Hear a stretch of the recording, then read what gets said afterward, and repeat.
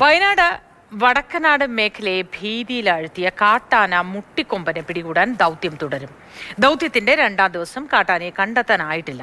ഇന്നലെ മയക്കുവെടി വെച്ചിരുന്നുവെങ്കിലും ആന കാട് കയറുകയായിരുന്നു. കമൽ അവിടെ നിന്നുള്ള വിവരങ്ങൾ നൽകും. Kamal, good morning. ഭീതി ഉണ്ടാക്കുന്നതാണ് ഇതുവരെയും, പക്ഷേ കാട്ടാനയെ കണ്ടെത്താനായിട്ടില്ല എന്നതാണല്ലോ ഇതിനുള്ള ദൗത്യം. എങ്ങനെയാണ് പുരോഗമിക്കുന്നത് കമൽ? മോത്തി, ഇന്നലെ മുതൽ വനം വകുപ്പിന്റെ പ്രത്യേക സംഘം ഈ ദൗത്യവുമായി മുന്നോട്ട് പോവുകയാണ്. ഇന്നലെ പുലർച്ചെ 3 മണിക്ക് ദൗത്യം തുടങ്ങി ആനയെ കണ്ടെത്താൻ കഴിഞ്ഞെങ്കിലും മയക്കുവെടി വെക്കാനുള്ള ശ്രമത്തിനിടെ മുട്ടിക്കൊമ്പൻ കാട് കയറുകയായിരുന്നു.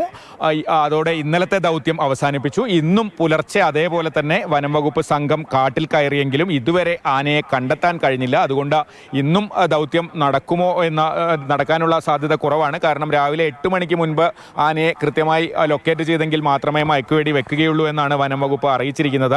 കഴിഞ്ഞ കുറേ നാളുകളായി വടക്കനാട് ജനവാസ മേഖലയിൽ ഇറങ്ങി കൃഷി നശിപ്പിക്കുകയും ഏതാനും ദിവസങ്ങൾക്ക് മുൻപ് ഒരാളെ കൊലപ്പെടുത്തുകയും ചെയ്ത ആനയാണ് മുട്ടിക്കൊമ്പൻ. അതിനുശേഷമാണ് അതിനെ മയക്കുവെടി വെച്ച് പിടികൂടാൻ തീരുമാനിച്ചത്. 5 കുങ്കിയാനകളാണ് ഈ ദൗത്യത്തിൽ പങ്കെടുക്കുന്നത്. നമുക്കിപ്പോൾ ദൃശ്യങ്ങളിൽ കാണുന്നത് വിക്രം, സൂര്യ, ഉണ്ണികൃഷ്ണൻ എന്നീ കുങ്കിയാനകളെയാണ്. ഇതിലൊരു പ്രത്യേകതയുള്ളത്, ഈ വിക്രം എന്ന ആന മുമ്പ് വടക്കനാട് കൊമ്പൻ എന്ന പേരിൽ ഇതേ മേഖലയിൽ സ്ഥിരമായി പ്രശ്നമുണ്ടാക്കിയിരുന്ന ഒരു ആനയായിരുന്നു. അതും മുട്ടിക്കൊമ്പനും ഒരുമിച്ചായിരുന്നു ജനവാസ മേഖലയിൽ ഇറങ്ങിയത്. വർഷങ്ങൾക്ക് മുൻപ് ഈ വടക്കനാട് കൊമ്പനെ പിടികൂടി വിക്രം എന്ന പേരിൽ കൊമ്പനാനയാക്കി കുങ്കിയാനയാക്കി മാറ്റി.